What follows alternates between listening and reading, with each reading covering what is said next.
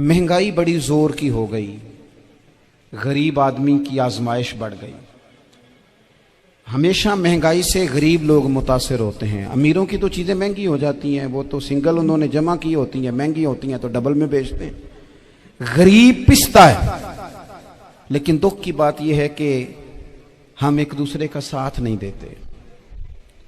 मकरूज ज़हनी अजियत का शिकार है। 3 दिन है ना ईद के, तो एक जोड़े से भी गुजारे जा सकते हैं। हमने इस ईद पे कोशिश करनी है कि हमारी गली में, हमारे मोहल्ले में, हमारे दाएं बाएं थोड़ा सफ़र करें, बच्चों को देखें, सरकारी स्कूल से निकलते बच्चों को देखें, मसाजिद मदारस से निकलते बच्चों को देखें।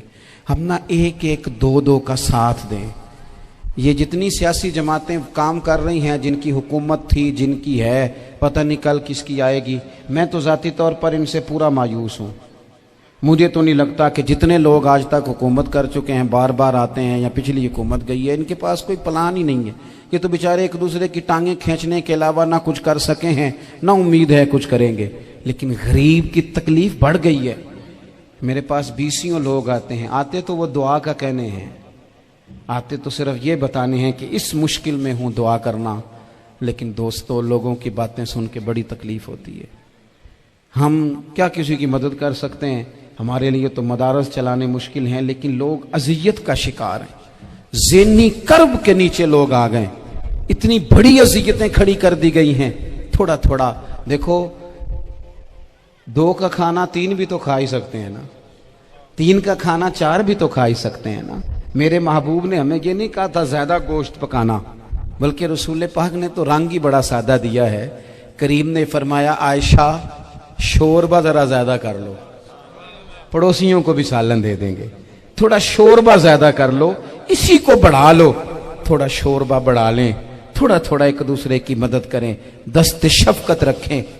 गलियों में सुनसान लोग, अब तो लोग एक दूसरे से दुख भी नहीं कहते। वो कहते हैं देना किसी ने है कुछ नहीं, और तमाशा अलग से बन जाएगा। दोस्तों, हमने खुद एक दूसरे का हाथ बटाना है।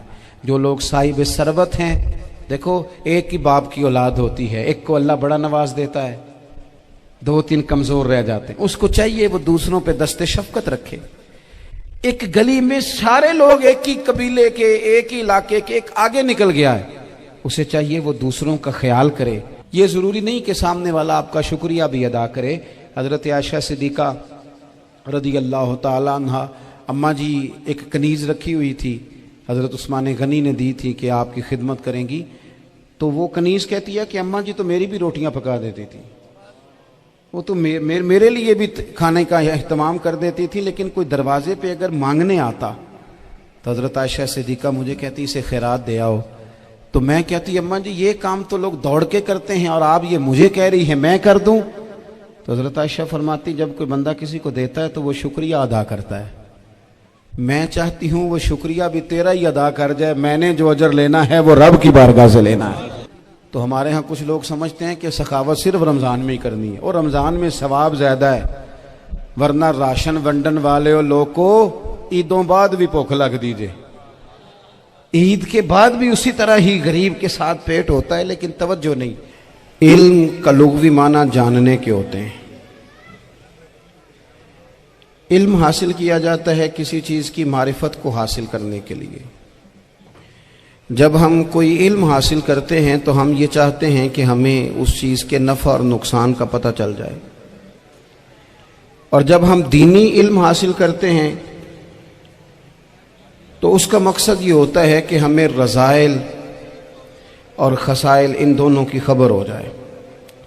खैर क्या है, शर क्या है, उसमें तमीज़ का मलका हमें नसीब हो जाए। अच्छाई और बुराई खुलकर हमारे सामने वाज़े हो जाए, ये मकसूद होता है इल्म से। इल्म से, तालीम से मकसद ज़्यादा बातें करना नहीं होता। एक आदमी बहुत ज़्यादा बातें करता है तो शायद बड़ा आलिम है, एक शख्स बहुत ज़्यादा गुफ्तगू करता है तो उसके पास मालूमात ज़्यादा, ऐसा नहीं। बल्कि हज़रत अब्दुल्ला इब्न मसूद रज़ी अल्लाह ताला अन्हु से जब किसी ने पूछा था कि बड़ा आलिम कौन होता है, تو آپ فرمانے لگے جو رب سے زیادہ ڈرے وہ بڑا عالم ہے. اور دلیل انہوں نے یہ دی کہ اللہ کریم نے قرآن مجید میں فرمایا ہے کہ انما یخشی اللہ من عبادہ العلماء، اللہ کے بندوں میں سے جو عالم ہیں وہ رب سے ڈرتے ہیں. تو دینی تعلیم، اس کی معلومات حاصل کرنے کی کوشش کریں، صحیح کریں. قرآن مجید کی ایک آیہ کریمہ کا کچھ حصہ جو میں نے تلاوت کیا، اس میں اللہ کریم نے فرمایا اپنے محبوب سے، کہا وَقُلْ رَبِّ زِدْنِي عِلْمًا، اے محبوب آپ میری بارگاہ میں یہ دعا مانگیں، آپ یہ عرض کریں کہ اے رب میرے علم میں اضافہ کر دے، اے مالک میرے علم میں اضافہ کر دے. بہت ساری چیزیں ایسی ہوتی ہیں جن کی زیادتی ٹھیک نہیں ہوتی، وہ زیادہ ہو جائیں تو نقصان کرتی ہیں. لیکن علم ایک ایسی چیز ہے کہ جس کے بارے میں رب کریم نے کہا کہ محبوب آپ دعا مانگیں کہ آپ کو زیادہ علم دیا جائے. اور پھر علم ایک ایسی چیز ہے کہ کوئی بھی آدمی یہ دعویٰ نہ کرے کہ میں نے اب بڑا حاصل کر لیا ہے، میری اب تکمیل ہو گئی ہے، میں اب مکمل ہو گیا ہوں. جن کو اللہ نے غیب کے خزانوں کی کنجیاں دی ہیں نا، ان سے بھی رب کریم نے کہا ہے کہ محبوب آپ دعا کریں کہ مالک میرے علم میں اضافہ کر دے. تو جب وہاں تک یہ بات ہے تو پھر عام آدمی کو بھی چاہیے کہ وہ اپنی معلومات میں اضافے کا شوق پیدا کرے. اور تیسری بات یہ کہ جو حضور کے علم شریف پر بات کرتے ہیں وہ بھی اس آیت سے سیکھیں کہ حضور کا علم تو ہر روز رب اس میں اضافہ فرما رہا ہے، تو ہر روز اضافہ ہو رہا ہے. وَلَلْآخِرَةُ خَيْرٌ لَكَ مِنَ الْأُولَىٰ، ہر روز ترقی ہو رہی ہے حضور کے علم شریف کی بھی. تو ہمارے ہاں زیادہ تر لوگ بات اس لیے سیکھتے ہیں کہ میں کوئی کہیں سے مسئلہ سیکھوں گا پھر جا کے اپنی مسجد کے امام کو تنگ کروں گا کہ وہاں تو میں یہ سن کے آیا ہوں تو یہاں یہ کام کیوں نہیں ہوتا. میں کوئی بات سیکھوں گا تو پھر میں اس سے بحث کا دروازہ کھولوں گا. علم کا مطلب ہی اپنے آپ کو سنوارنا ہے. معلومات حاصل کرنے کا مطلب یہ کہ آپ کے عمل میں پختگی آئے، آپ کے کردار میں پختگی آئے، آپ نے جو سیکھا ہے آپ اس کے مطابق اپنے آپ کو ڈھالیں. مسلم شریف میں موجود ہے، نبی پاک صلی اللہ علیہ وسلم نے دعا مانگی ہے، اے اللہ میں اس علم سے تیری پناہ مانگتا ہوں جو علم تو ہو پر نفع والا نہ ہو. جس بندے کے علم نے اسے نفع نہیں دیا، وہ کچھ سیکھ نہیں سکا اس سے، تو اس کا علم کسی کو کیا نفع دے گا.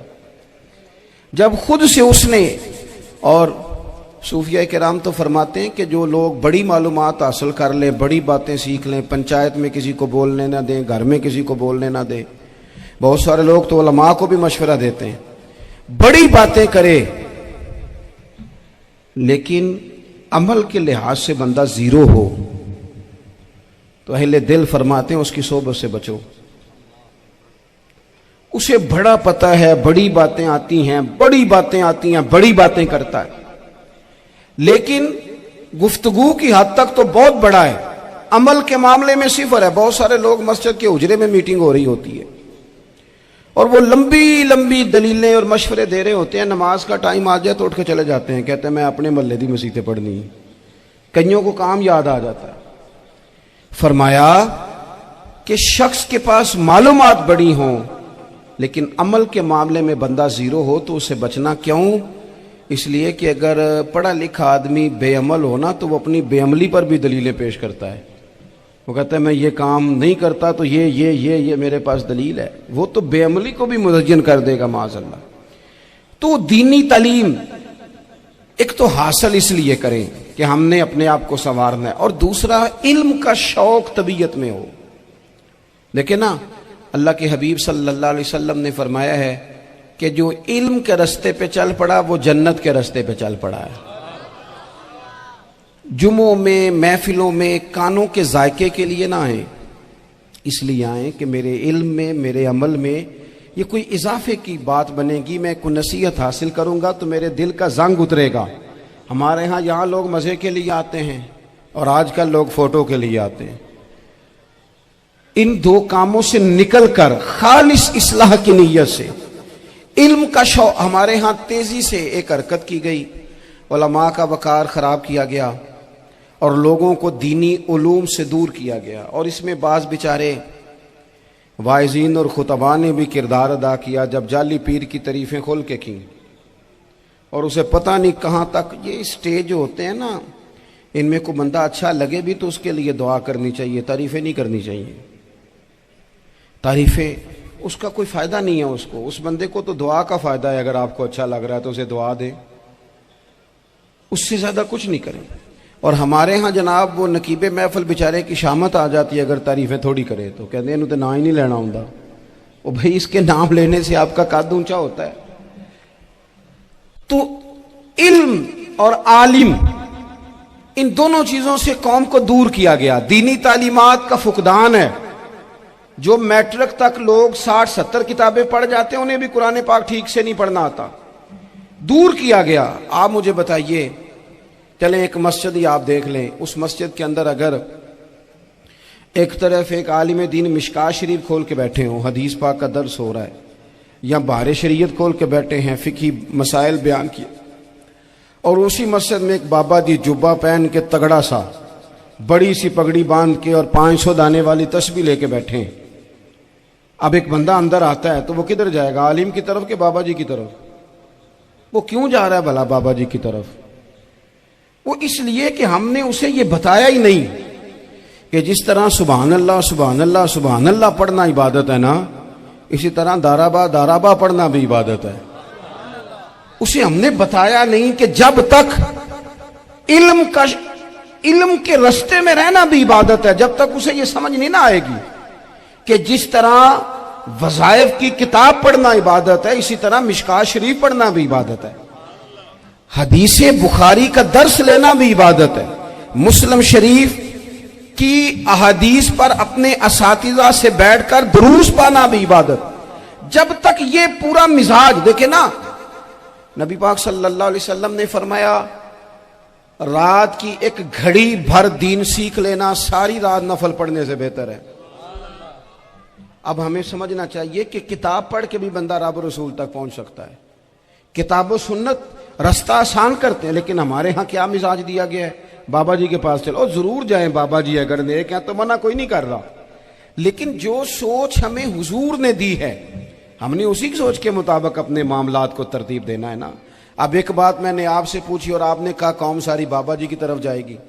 حدیث پاک کس طرح ہے؟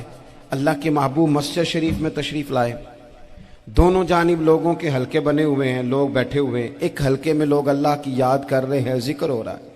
ایک حلقے میں بیٹھ کے ایک عالم کتاب و سنت کا درس دے رہے ہیں، ایک صحابی اور باقی سن رہے ہیں. خاص توجہ کریں نوجوان میری بات پر. رسول کریم صلی اللہ علیہ وسلم دونوں کے بیچ کھڑے ہو گئے اور کریم نے فرمایا دونوں محفلیں خیر کی ہیں، دونوں ہی حلقے خیر کے ہیں. اور پھر حضور فرمانے لگے مجھے چونکہ رب نے استاد بنا کے بھیجا ہے، میں چونکہ معلم بن کے آیا ہوں، یتلو علیکم آیاتنا ویزکیکم، میں چونکہ کتاب و سنت کی تعلیم کے لیے آیا ہوں. یہ لفظ کہتے کہتے حضور اس جماعت میں بیٹھ گئے جو دین پڑھ اور پڑھا رہی تھی. حضور وہاں بیٹھے جہاں بات دین کی ہو رہی، جہاں لوگوں کو اللہ رسول کی بات بتائی جا رہی. تو جمعے میں وقت پہ آئیں، اپنی دینی معلومات مضبوط کریں اور اپنے لیے مضبوط کریں. میں آپ کو بڑے درد سے یہ بات عرض کرتا ہوں، اگر دن میں 100 لوگ مسئلہ پوچھتے ہیں نا شریعت کا، تو ان میں 95 لوگ وہ ہوتے ہیں جو طلاق کا مسئلہ پوچھتے ہیں. والد صاحب نے، بیٹی کے والد صاحب نے 2 مہینے پہلے آرڈر دیا ہوتا ہے فرنیچر کا. بیٹے کی شادی ہو تو مہینہ پہلے شیروانی والے کو بھی کہنا پڑتا ہے، گاڑیاں بک کرانی پڑتی ہیں، میرج ہال بک، یہ سارے لوازمات ہم کرتے ہیں. سارا کچھ کیا، گاڑی سے گھر بسنا ہے، میرج ہال سے بسنا ہے، فرنیچر سے بسنا ہے. ہم نے سارا کچھ ان کو بتایا، لیکن کاش 2 گھنٹے بچی کسی معلمہ کے پاس جاتی، بچہ کسی استاد کے پاس جاتا، نکاح طلاق کے مسئلے بھی سیکھتے. میں دعوے سے کہتا ہوں اگر ہمیں پتہ چل جائے کہ 3 طلاقیں اکٹھی نہیں دینی چاہیے، کیونکہ دے دیں تو ہو جاتی ہیں، اگر ہمیں سمجھ آ جائے کہ نہیں دینی چاہیے، یہ مسئلہ بیان ہو، اور یہ والے مسئلے ہم محفلوں میں بھی نہیں بیان کر سکتے، اس لیے کہ لوگ کہیں گے مسئلہ تو وہ بیان کریں گے، اس پہ نعرے لگیں گے، آپ قوم کو یہ کیا بتا رہے ہیں، یہ تو چھوٹا عالم بتاتا ہے معاذ اللہ اس طرح کی باتیں، تو بڑی بڑی کوئی نقطے کی بات بتائیں۔ وہ جس طرح ہمارے ہاں وہ 1 گھنٹہ پہلے نہیں کہتے تگڑے ہو جو میں جملہ دینے لگا، وہ پتہ نہیں جملہ آ رہا ہے کہ ایٹم بم آ رہا ہے، تیار ہو جاؤ، جو میرا جملہ ضائع نہ کرنا، ادھر بھاگ کے چلا گیا ادھر بھاگ کے آ جاؤ، اللہ جانے وہ جس طرح کبھی لگتا ہے نا پٹاری سے اللہ جانے کیا نکلے گا، میں جملہ دینے لگا ہوں۔ تو میں کہتا ہوں تو آرام سے بیٹھ کے بھی جملہ دے دے، تیرے جملے سے کیا نکلے گا، اور تو جملہ نہ دے ہمیں کوئی آیت دے، تو جملہ چھوڑ ہمیں کوئی حدیث پاک سنا۔ یعنی ہر نقیب، ہر خطیب، ہر نعت خواہ اٹھ کے کہتا ہے سارا قرآن ہی حضور کی تعریف ہے۔ اور بھئی اگر سارا قرآن حضور کی تعریف ہے تو چند آیتیں پڑھ دے پھر تو بھی، تو نے پڑھی تو ایک بھی نہیں اور تو کہتا جا رہا ہے سارا قرآن ہی حضور کی تعریف ہے۔ یہ والی تعریف بھی تو سنانا قوم کو، جو یہ بچے ان کے استاد انہیں سکھا رہے ہیں اور یہ سیکھ رہے ہیں، اس طرف بھی تو سفر کریں۔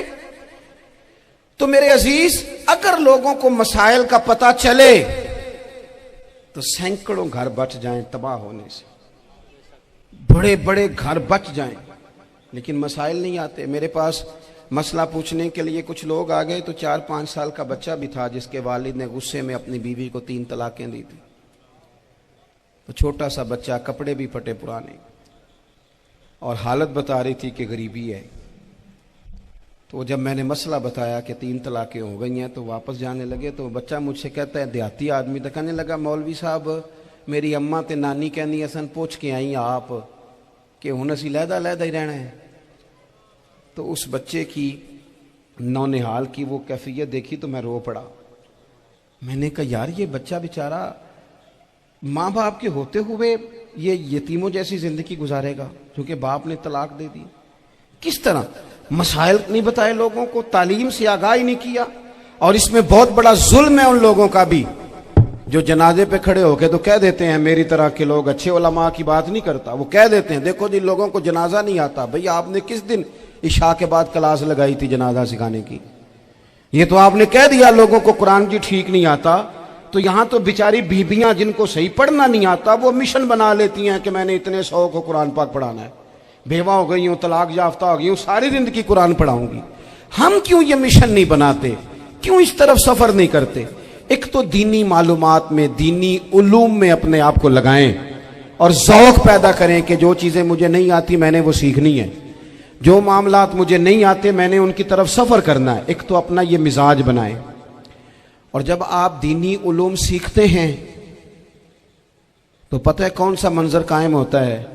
منظر وہ بنتا ہے کہ حضرت ابو ہریرہ بھی دین سیکھا کرتے تھے، حضرت عبداللہ ابن عمر بھی اصحاب صفہ میں رہا کرتے تھے، حضرت انس بن مالک بھی رہا کرتے تھے، اور ایسا منظر بنتا ہے کہ حضرت سیدہ خدیجہ الکبریٰ رضی اللہ تعالیٰ عنہ فرماتی ہیں سیدہ فاطمہ حضور کی گود میں بیٹھی ہوتی تھی اور نبی پاک سے باتیں پوچھتی تھی اور حضور انہیں بتا رہے ہوتے تھے۔ سیدہ عائشہ حضور سے دین کی باتیں پوچھتی۔ چوتھا حصہ ہماری فقہ کے اصول حضرت فاطمہ کی، حضرت عائشہ صدیقہ کی مرویات پر مبنی ہیں۔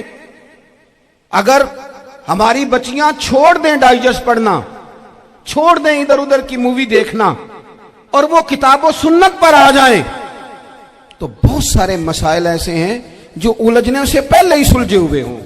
دینی تعلیم کا مزاج اور ذوق۔ اور دوسری آیت کریمہ میں نے تلاوت کی، اللہ کریم نے قرآن مجید میں فرمایا یا ایھا الذین آمنوا قوا انفسکم واہلیکم نارا، اے ایمان والو خود بھی دوزخ کی آگ سے بچو اور اپنے گھر والوں کو بھی بچاؤ۔ او والد، وہ ماں جو بچوں کو بھوک سے بچانے کے لیے محنت کرتی ہے، ان کو مایوسی سے بہت سارے ماں باپ ایسے ہوتے ہیں جن کے پاس کپڑے لینے کے پیسے نہیں ہوتے عید پہ۔ کیوں؟ اذان شروع ہوگی جی۔ عزیز بھائی، جس طرح ہم اپنے بچوں کو دیکھیں، بہت سارے ماں باپ کے پاس گنجائش نہیں ہوتی، لیکن اس نیت سے کہ بچوں کے دل ٹوٹ جائیں گے، عید پہ کیسے گزارا کریں گے، مشکل سے بھی کپڑے خرید کے دیتے۔ اس طرح ہم اپنے بچوں کو بھوک سے، پیاس سے، مایوسی سے بچاتے ہیں۔ اس طرح ہمارے رب نے ہمارے ذمے لگایا ہے کہ تم اپنے بچوں کو کوشش کرو دوزخ کی آگ سے بچانے کی۔ حضرت عمر فاروق رضی اللہ تعالیٰ عنہ نے عرض کیا تھا یا رسول اللہ صلی اللہ تعالیٰ علیہ وسلم، اس آیہ کریمہ کا معنی کیا ہے؟ تو محبوب کریم علیہ السلام نے فرمایا عمر جن چیزوں کا اللہ تمہیں حکم دیتا ہے تم اپنے گھر والوں کو ان چیزوں کا حکم دو، جن چیزوں سے رب رسول تمہیں منع کرتے ہیں اپنے گھر والوں کو ان سے روکو، اپنے گھر کے اندر نفاذ دین کرنے کی کوشش کرو۔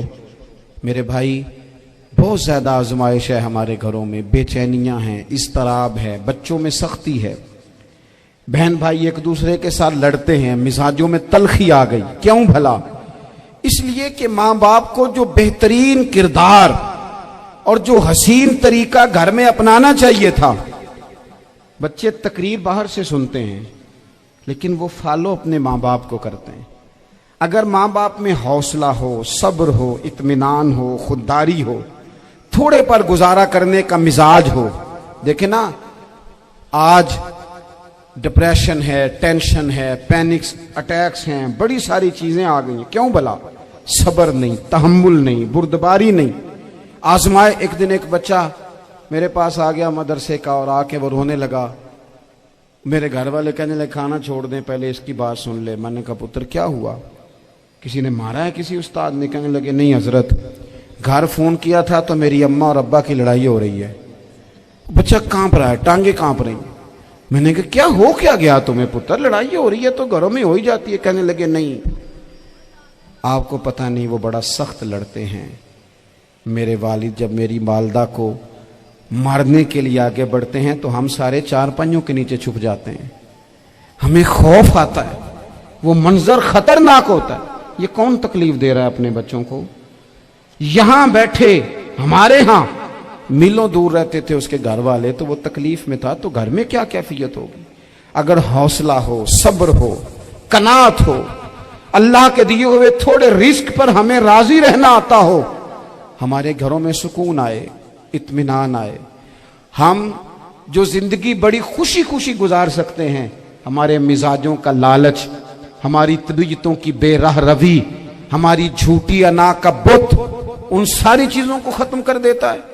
اپنی زندگی کے اندر اگر ہم وہ کردار اپنے بچوں کو دیں جس کردار میں موبائل بھی ہو، جس میں گاڑی بھی ہو، جس میں پیسے بھی لا کے ابا دراز میں رکھتا ہو، لیکن والد کا گھر میں مصلی بھی موجود ہو، اس کی کوئی تسبیح بھی ہو، وہ یہ بھی کہتا ہو کہ خدا نے اپنے فضل سے آج 5,000 دیا ہے تو اس میں 1,000 غریبوں کا بھی ہے، اس میں تھوڑا سا میں نے اللہ کی رضا کے لیے بھی رکھا ہے۔ اگر کوئی مشکل آ جائے تو وہ باپ اور ماں کو صبر کرتا ہوا دیکھتے ہوں، اگر ایک باپ کر بات کرے تو دوسرا برداشت کرتا ہو۔ خدا را اپنی اولادوں کو اس اذیت کا شکار نہ کرو۔ اپنے گھروں کے اندر وہ خودداری، وہ پیار، وہ وقار، وہ محبت، وہ انداز۔ آپ تھکے ہوئے ہیں کوئی شک نہیں، آپ بہت سارے مسائل کا باہر شکار ہوں گے کوئی شک نہیں، لیکن آپ باہر سے تھک کے آئے ہیں، اور اگر آپ باہر اپنی فیکٹری کے مالک ہیں اور دفتر کے بڑے ہیں تو گھر میں بھی تو آپ بڑے ہیں نا، آپ کی ماں بھی تو انتظار کر رہی ہے، اس نے بھی تو دکھڑا سنانا ہے نا آپ کو۔ آپ یہ دیکھیے کہ آپ کے بچے بھی تو انتظار کر رہے ہیں، وہ چاہتے ہیں کہ ابا آ کے بیٹھے تو ہم ان کے سینے پہ چڑھ کے تھوڑا کھیلیں۔ آپ کی اہلیہ منتظر ہیں، کچھ باتیں بیوی کسی اور سے نہیں کہہ سکتی، صرف اپنے شوہر سے کہتی ہے، لیکن وہ تو آتے ہی جلال میں آ گئے صاحب، وہ کہنے لگے تو بڑی نالائق ہے، میں تھکا ماندہ آیا ہوں اور تو نے مجھے کہانی سنا دی ہے۔ وہ اس خاتون سے شدت کے ساتھ پیش آنے لگے۔ میرے رسول پاک کی حیات نور کو دیکھو، حضرت ام ایمن حضور کی رضائی والدہ ہیں، ان کی بھی خدمت ہو رہی ہے، حضرت حلیمہ سعدی آ رہی ہیں تو خدمت ہو رہی ہے، حضرت عباس حضور کے چچا ہیں تو کریم فرماتے ہیں میرے چچا ہیں باپ کی جگہ پہ، حضور دوست احباب صحابہ غلاموں سب کے ساتھ پیار کر رہے ہیں، 9 ازواج مطہرات ہیں گھر کے اندر، اور کیفیت یہ ہے کہ حضور صرف ان کی ضرورتوں کا ہی خیال نہیں کرتے، خواہشات کا ہی خیال نہیں کرتے، بلکہ میرے کریم کا طریقہ یہ ہے کہ کوئی بندہ آج بول کیا رہا ہے، وہ کہاں کھڑا ہے آج، اس کے جملے کس طرح کے ہیں، اس کا لہجہ کس طرح کا ہو گیا ہے اور اسے ٹھیک کیسے کرنا ہے، محبوب اس کا خیال فرماتے، توجہ کرتے۔ میں کہتا ہوں کہ ہم سب کو شوق آیا ہے آرام کرنے کا۔ میں صبح 11 بجے سے پہلے اپنے گھر سے نکل آیا تھا، اور یہ وقت آ گیا ہے اور رات کو خدا جانے کس وقت گھر پہنچنا ہے۔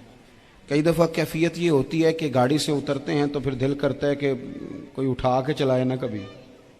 اس کے باوجود بہت سارے لوگ ناراض رہتے ہیں کہ ہم سے مل کے نہیں گئے، فوٹو نہیں کھنچوا کے گئے، فلانی جگہ چائے نہیں پی کے گئے۔ یہ تسلسل ہے، لیکن میں جتنا مرضی تھکا ماندہ گھر جاؤں گا نا، کبھی ایسا نہیں ہوا کہ میں گھر جاؤں تو بڑی ٹینشن میں جاؤں۔ میری گھر والی ایک دن مجھ سے کہنے لگی آپ نے کبھی نہیں کہا کہ میں تھکا ہوا آیا، بندہ تھک بھی تو جاتا ہی ہے نا، کبھی کہاں کرے نا۔ میں نے اسے کہا پتہ کیوں نہیں کہتا؟ اس لیے نہیں کہتا کہ میں نہیں چاہتا کہ میرے بچے یہ کہیں کہ ہم نے دین نہیں پڑھنا، ہمارا باپ تو بڑی مشکل میں ہے۔ ہم اپنے کام کے بارے میں اپنے گھر میں شکوے کرتے ہیں۔ آپ کسی بچے سے پوچھ لیں کون سا کام کرنا ہے، کہنا جڑا ابا جی کر دے رہے وہ نہیں کرنا۔ کیوں؟ کہ ابا جی ہر روز تو کہتے ہیں میں بڑا الجھ گیا ہوں، یہ کام بڑا مشکل ہے۔ میں چاہتا ہوں کہ میں اپنے بچوں کو یہ بتاؤں کہ پتر میں تو جدھر جاتا ہوں پھول ہی پھول ہیں، میں تو جدھر سے گزرتا ہوں محبت ہی محبت ہے، میں تو جدھر سے دیکھتا ہوں دعائیں ہی ملتی ہیں، تاکہ ان کا شوق پیدا ہو۔ میرے عزیز، آپ تھوڑا سا دل بڑا کریں۔ اگر آپ ایک کی وجہ سے پورا گھر سکون میں آ جاتا ہے تو آپ دل بڑا کیوں نہیں کرتے؟ جگہ ڈھونڈتے ہیں بس مجھے کوئی تنگ نہ کرے، کوئی میری باپ ماں بدولت کو کوئی پریشان نہ کرے۔ بخاری شریف سنیے، حضرت عائشہ صدیقہ رضی اللہ تعالیٰ عنہ بیٹھی ہیں، حضور فرمانے لگے عائشہ آج ایک بات نہ بتاؤں تمہیں؟ یا رسول اللہ بتائیے۔ حضور فرمانے لگے جب تم مجھ سے ناراض ہوتی ہو تب بھی مجھے پتہ چل جاتا ہے، اور جب راضی ہوتی ہو پھر بھی پتہ چل جاتا ہے۔ تو حضرت سیدہ عائشہ صدیقہ بات سن کے بڑی خوش ہوئی، یا رسول اللہ وہ کیسے؟ حضور فرمانے لگے کبھی کبھی تم قسم اٹھاتی ہو۔ یا رسول اللہ ہاں۔ فرمایا جب ہوتی ہو نا راضی خوش تو پھر کہتی ہو مجھے رب محمد کی قسم صلی اللہ علیہ وسلم، پھر تم میرے نام کے ساتھ رب کریم کا نام ملا کے قسم اٹھاتی ہو، رب محمد کی قسم۔ یا رسول اللہ بالکل ایسے ہی ہے۔ اور فرمایا جب تمہارے دل میں کوئی بات ہوتی ہے نا تو پھر تم کہتی ہو مجھے رب ابراہیم علیہ السلام کی قسم، پھر تم رب محمد نہیں کہتی۔ یہ بخاری مسلم میں موجود ہے۔ حضرت عائشہ صدیقہ نے تو بات سنی تو کھل گئی طبیعت، کہنے لگی کریم صدقے جاؤں یہاں تک خیال فرماتے ہو؟ کس کے جملے کہاں پہنچ گئے، یہاں تک خیال ہے؟ فرمایا مجھے پتہ چل جاتا ہے کہ تمہاری کیفیت کیا ہے، کہاں کھڑی ہو۔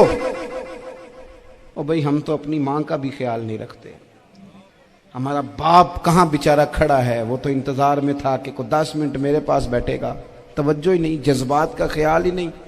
حضرت عائشہ صدیقہ بات سن کے عرض کرنے لگے یا رسول اللہ مجھے رب محمد کی قسم ہو، میں صرف نام چھوڑتی ہوں، میرے دل میں ہر وقت مدینے والے محبوب ہی رہتے ہیں، نام ہی چھوڑتی ہوں صرف۔ او میرے دوست تھوڑا سا جا۔ اور دوسرا عرض کروں گا، دولت اگر بہت عالی چیز ہوتی نا، بہت قیمتی، تو سب سے زیادہ سیدہ عائشہ کے گھر میں ہوتی۔ اگر پیسوں سے ہی سوکھ آتا تو پیسے سب سے زیادہ حضرت فاطمہ الزہرا کے کاشانہ نور میں ہوتے۔ او میرے بھائیوں، سونا وقت محبتوں سے گزارا جا سکتا ہے۔ او بھائی، میں نے تو اپنے گھر میں یہ دیکھا کہ میرے والد صاحب گرمی آتی تو فرماتے او لو بھائی تانوں پرواہ نہیں، میں تواڈے پڑھولے چ دانے پا دیتے نے تے تواڈی ماں نے مرتبان چ اچار پا دیتا ہے، لو اب تمہیں کہیں جانے کی ضرورت نہیں پڑے گی۔ اس پہ بھی وقت بڑا اچھا گزرتا تھا، اس پہ بھی ٹائم بڑا اچھا۔ 6 کھانے کھا کے بچے نخرے کر رہے ہیں۔ میں نے اپنے والد صاحب سے ایک دن کہا، میں کہ ابا جی تانوں پسند کی ہے؟ فرمان لگے پتر جے تے لگی ہوئے بھوک پھر تے ہر شے، اور اگر بھوک نہ ہو تو پھر نخرے ہی نخرے ہیں، پھر کیا پسند ہونا ہے؟ طبیعت نہیں۔ اپنے گھروں میں اپنے دوستوں میں اطمینان پیدا کریں، اضطراب سے باہر آئیں۔ اور ایک بات اور عرض کرنی ہے، یاد رکھنا تقریر باہر چلتی ہے، گھر میں نہیں چلتی، گھر میں عمل چلتا ہے۔ گھر جا کے آپ لیکچر دینا نماز پڑھا کرو، نماز پڑھا کرو، نماز پڑھا کرو، نماز پڑھا کرو، تو کوئی نہیں پڑھتے گھر والے۔ آپ گھر میں نماز خود شروع کر دیں۔ نبی پاک صلی اللہ علیہ وسلم نے فرمایا گھروں کو قبرستان نہ بناؤ، کچھ نفلی نمازیں گھر میں بھی پڑھا کرو۔ अल्लाह के प्यारे रसूल सल्लल्लाहु अलैहि वसल्लम का घर मस्जिद नबी के बिल्कुल साथ है, दरवाजा हुजूर के घर का मस्जिद में खुलता था। लेकिन नबी करीम सल्लल्लाहु अलैहि वसल्लम क्या करते थे? हजरत आयशा सिद्दीका फरमाती हैं तहज्जुद की नमाज घर में पढ़ा करते। घर में हुजूर तहज्जुद की नमाज पढ़ते, अगरचे घर में दुश्वारी थी। कुछ इबादात, कुछ नमाजें घर के अंदर भी इंसान पढ़े। आखिरी गुजारिश आप हजरात से करनी है, इतना बड़ा मजमा है, इतने सारे लोग तशरीफ लाए हैं, एक गुजारिश आप हजरात की खिदमत में रख के बस मैंने बात को समेटना है। दो बातें मैंने आपकी खिदमत में अर्ज़ की हैं, एक तो दीनी इल्म का ज़ौक़ पैदा करें और दूसरा अपने घरों में थोड़ा ठहराव लाएं। थोड़ा सा अपने, ये बच्चों के दस्तार फजीलत का इज्तिमा था इसलिए मैंने ये बात अर्ज़ की, अपने घरों में थोड़ा हौसला कनात लाएं। हज़रत आयशा सिद्दीक़ा रज़ी अल्लाह तआला अन्हा फरमाती हैं ऐसा नहीं था कि हमारे घर के अंदर माल नहीं आता था, अल्लाह के फजल से बड़ा कुछ आता था, लेकिन फरमाती हम इसार कर दिया करते थे। हुजूर का मिजाज इसार कर देने का है। याद रखना, शम्मा से अगर कई शम्मे जल जाएं तो इसकी रोशनी में कभी कमी नहीं आती। हजारों दिए भी जल जाएं तो ये दिए मांद नहीं पड़ते। महंगाई बड़ी जोर की हो गई, गरीब आदमी की आजमाइश बढ़ गई। हमेशा महंगाई से गरीब लोग मुतासिर होते हैं। अमीरों की तो चीज़ें महंगी हो जाती हैं, वो तो सिंगल उन्होंने जमा की होती हैं, महंगी होती हैं तो डबल में बेचते हैं। गरीब पिसता है। लेकिन दुख की बात यह है कि हम एक दूसरे का साथ नहीं देते। मकरूज ज़हनी अजियत का शिकार है। 3 दिन है ना ईद के, तो एक जोड़े से भी गुजारे जा सकते हैं, एक से भी। अक्सर लोग तो वैसे ही ईद की नमाज पढ़ के सो जाते हैं, और जो बेदार भी हैं वो भी कपड़े बदल करके जानवर के ज़िबा में मशगूल हैं। हमने इस ईद पे कोशिश करनी है कि हमारी गली में, हमारे मोहल्ले में, हमारे दाएं बाएं थोड़ा सफ़र करें, बच्चों को देखें, सरकारी स्कूल से निकलते बच्चों को देखें, मसाजिद मदारस से निकलते बच्चों को देखें। हम ना एक एक दो दो का साथ दें। ये जितनी सियासी जमातें काम कर रही हैं, जिनकी हुकूमत थी, जिनकी है, पता नहीं कल किसकी आएगी। मैं तो ज़ाती तौर पर इनसे पूरा मायूस हूँ। मुझे तो नहीं लगता कि जितने लोग आज तक हुकूमत कर चुके हैं, बार बार आते हैं या पिछली हुकूमत गई है, इनके पास कोई प्लान ही नहीं है। ये तो बेचारे एक दूसरे की टांगें खींचने के अलावा ना कुछ कर सके हैं, ना उम्मीद है कुछ करेंगे। लेकिन गरीब की तकलीफ बढ़ गई है। मेरे पास 20 लोग आते हैं, आते तो वो दुआ का कहने हैं, आते तो सिर्फ ये बताने हैं कि इस मुश्किल में हूँ, दुआ करना। लेकिन दोस्तों, लोगों की बातें सुन के बड़ी तकलीफ होती है। हम क्या किसी की मदद कर सकते हैं? हमारे लिए तो मदारस चलाने मुश्किल हैं, लेकिन लोग अजियत का शिकार हैं। ज़हनी कर्ब के नीचे लोग आ गए। इतनी बड़ी अजियतें खड़ी कर दी गई हैं। थोड़ा थोड़ा देखो, 2 का खाना 3 भी तो खा ही सकते हैं ना, 3 का खाना 4 भी तो खा ही सकते हैं ना। मेरे महबूब ने हमें ये नहीं कहा था ज्यादा गोश्त पकाना, बल्कि रसूल पाक ने तो रंग ही बड़ा सादा दिया है। करीम ने फरमाया, आयशा शोरबा जरा ज्यादा कर लो, पड़ोसियों को भी सालन दे देंगे। थोड़ा शोरबा ज्यादा कर लो, इसी को बढ़ा लो, थोड़ा शोरबा बढ़ा लें, थोड़ा थोड़ा एक दूसरे की मदद करें, दस्ते शफकत रखें। गलियों में सुनसान लोग, अब तो लोग एक दूसरे से दुख भी नहीं कहते।